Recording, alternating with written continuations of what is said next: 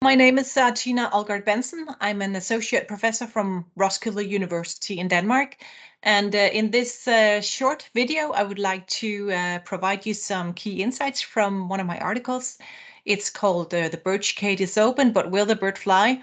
And it is about trust-based leadership in a public organization. And as the subtitle says, it's about the interplay between interactional and institutional trust in public organizations. It has been published in Journal of Trust Research, and now I would like to tell you a little bit about what it is about.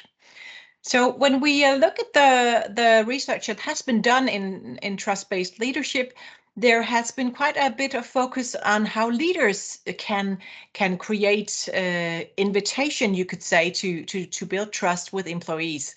So it's been very much about what leaders should do, how leaders should be in order to build trust.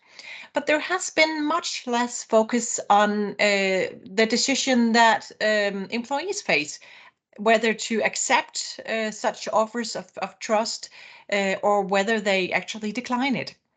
There has also been much more focus on interactional dimensions of trust and less on the importance of institutional trust. So the micro processes, the face-to-face trust building between people in the organization has been sort of the foreground, while the importance of rules, control systems, performance management systems, that has received so much less attention.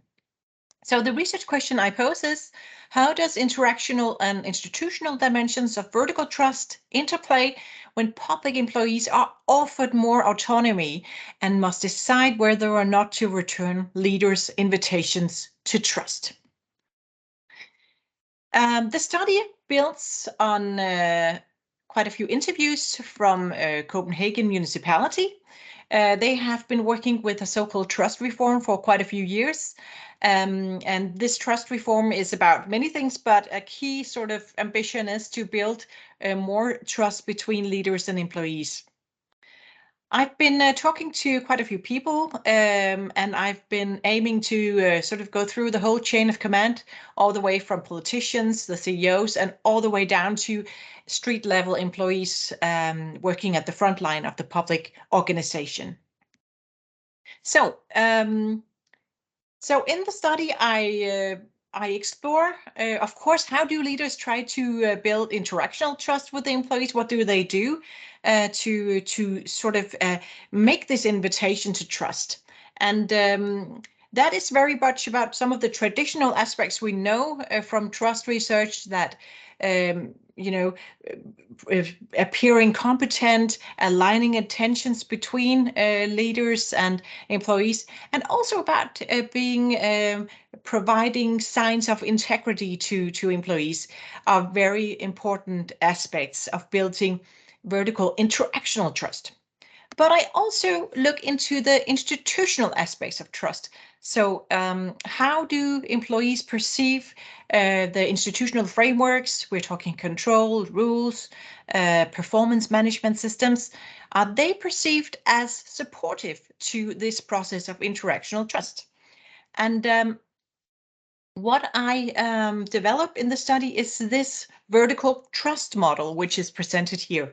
And what the model suggests is that if you really want employees to accept invitations to build trust with leaders, you need to focus both of the interactional, sort of more classical elements of trust-based leadership, but you also need to make sure that the institutional framework is supportive to this process.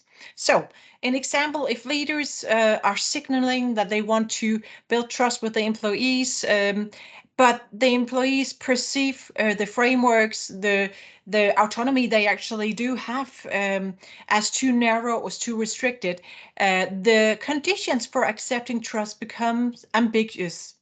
So as the model says here, when you do have high interactional trust and high institutional trust, the conditions for employees being willing to accept these offers are optimal.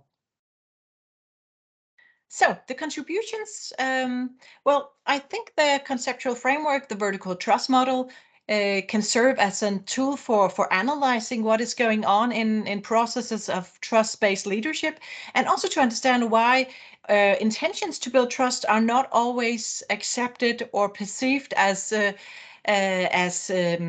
positive by employees. The study also serves to remind us that conditions for building vertical trust are optimal when interactional, but also institutional trust is considered and is high. The study also reminds us that offering trust is not the same as trust accepted by employees. So we know that trust is something that is built in a reciprocal process, but we need to focus more on employees' perceptions of these offers. Sometimes if employees don't feel that they are able or don't really want to get more autonomy, trust can even be perceived as a poised chalice.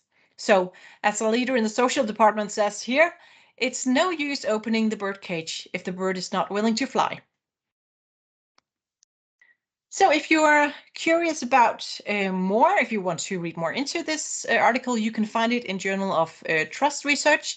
I want to thank you for listening, and I hope that you found some of the insights useful, either in your research or in your practice as a leader.